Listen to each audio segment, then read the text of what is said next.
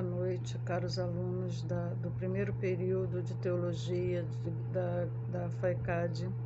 Aqui é a professora Célia, de Língua Portuguesa, do curso básico de Língua Portuguesa, e que estou aqui para ajudá-los no conhecimento em relação à nossa língua portuguesa, para que nós possamos discutir alguns assuntos relacionados à nossa fala, à nossa escrita. E vocês são muito bem-vindos, é um prazer tê-los aqui na nossa instituição. Estou certa de que serão muito bem recebidos e nós teremos um estudo com o máximo que for possível de acréscimo ao conhecimento de vocês, para que vocês sejam reflexivos, críticos e autônomos do conhecimento de vocês. Então, prazer tê-los aqui e vamos hoje expor sobre o processo de palavras da língua portuguesa, porque a nossa língua é uma língua viva, expressiva e sempre em evolução. O que é uma língua em evolução? É aquela língua que a cada dia nós temos uma palavra com a significação nova, uma palavra que você já conhece com uma outra textura, com uma outra forma de significação, e assim em diante no nosso idioma. Nós temos, por exemplo, palavras que às vezes vocês têm uma dúvida imensa, qual que eu vou usar? Ou então você a utiliza sem nenhum tipo de preocupação e na hora você não prestou atenção no que você falou ou escreveu. É o caso do mães e do mais. São duas palavras que elas são, parece que elas são iguais, mas não são. Elas são bem diferentes da sua significação. Quando você usa o mães, somente o M-A-S, sem o I, você está falando de algo que você quer dar uma advertência de uma ação. Vou ao culto, mas sairei mais cedo. Quando você diz mas sairei mais cedo, você está dando uma advertência da sua ação que você vai praticar. Vou ao shopping, mas não comprarei nada. Você está com a ação concreta de ir a algum lugar, mas você, ao usar essa palavrinha, você está dando uma advertência da ação anterior. Vou ao shopping, mas não comprarei nada. Em relação ao mais, você tem mais da ideia de quantidade. Então, eu digo assim, mais e mais preciso ler. Mais e mais preciso estar pronto para estudar. Esse mais dá ideia de quantidade. Olha a diferença de uma palavra para outra. Mães e mais. Mães, a ideia de advertência, e mais de quantidade. Outra palavra também que ela é muito usada e que existe assim uma decorrência de usar uma pela outra é o mal com L e o mal com U. Mal, mas nós falamos parecido, fala parecido, mas não são com o mesmo significado. Então, se você escreve um texto e você escreve, por exemplo, estou passando mal, e você escreve esse mal com U, você está falando, de um jeito, com um sentido, e está escrevendo outro. Estou passando mal. É a maneira como você está, é o modo como você está. Então, esse mal é com L. Essa pessoa é um mau caráter. Mau caráter. Esse mal aí é uma adjetivação para esta pessoa. É um adjetivo, uma qualificação que você está dando para esta pessoa. Então, esse mal com U é adjetivo. Por quê? Qual a diferença? Mal com L é um advérbio de modo, a maneira como você está, e mal com U é uma qualidade, é uma qualificação que você está dando.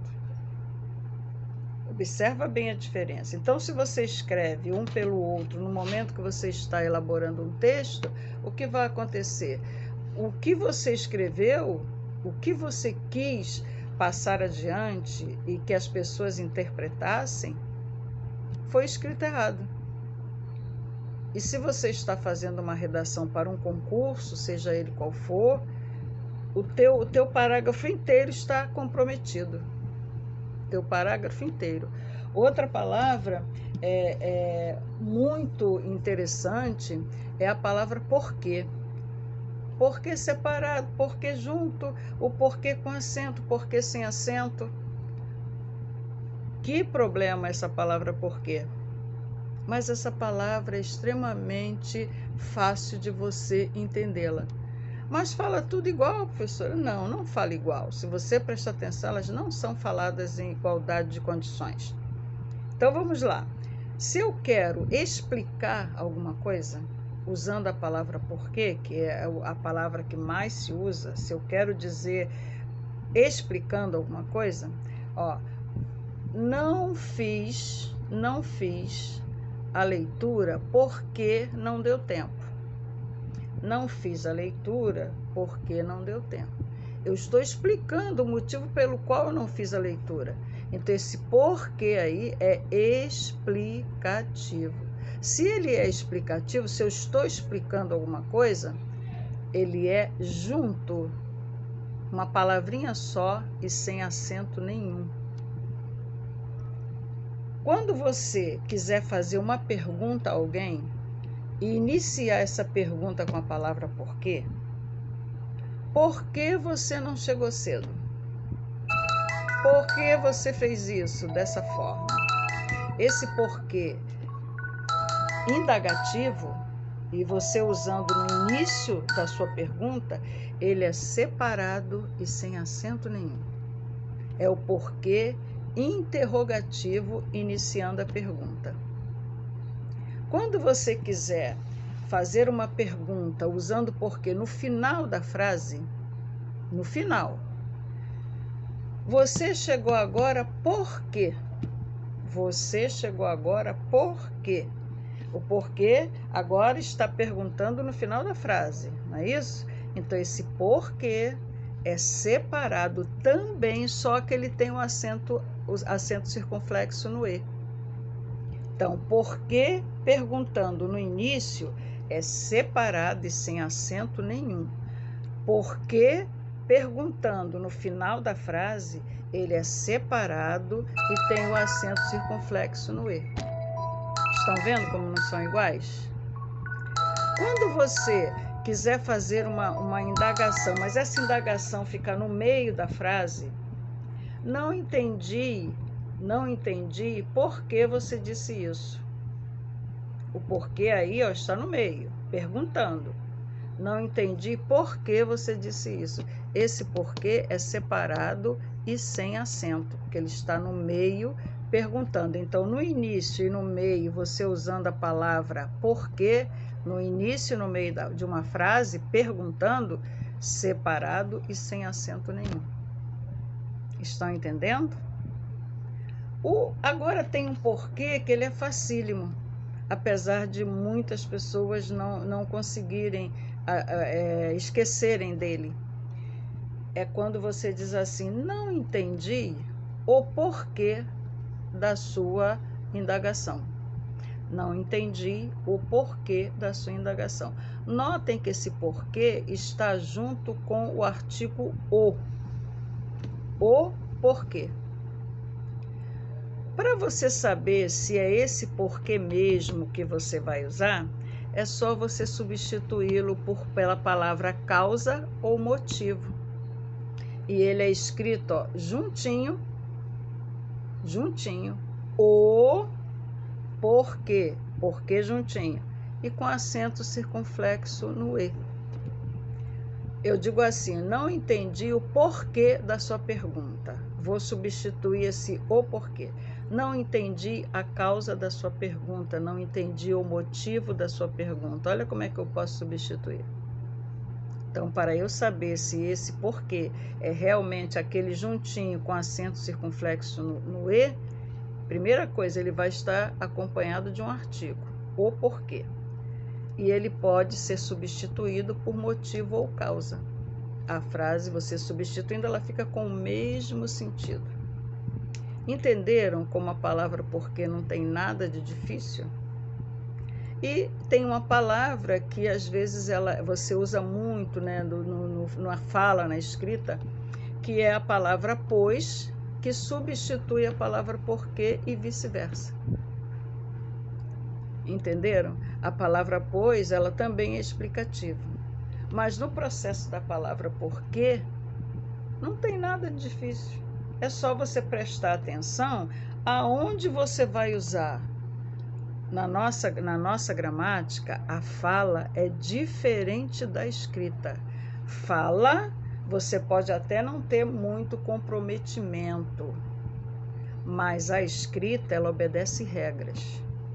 E detalhe, quando você está fazendo uma pregação, você precisa pronunciar bem as palavras para que as pessoas te entendam melhor, para que as pessoas saibam o que você está dizendo. Então, se nós começarmos a observar essas palavrinhas e começar a usá-las corretamente, você vai observar que o entendimento com o que você escreve e o que você fala vai estar bem mais acessível às pessoas. Então, caros alunos, esta é o nosso primeiro contato com o nosso ensino básico de língua portuguesa no primeiro período de teologia. Tenho certeza que nós vamos ter muitas coisas a aprender em relação a isso. E tenho certeza que no final desse primeiro período vocês vão ver o quanto vocês vão estar escrevendo melhor e falando melhor ou aprimorando mais ainda. Prazer imenso, fiquem com Deus. Até a próxima aula.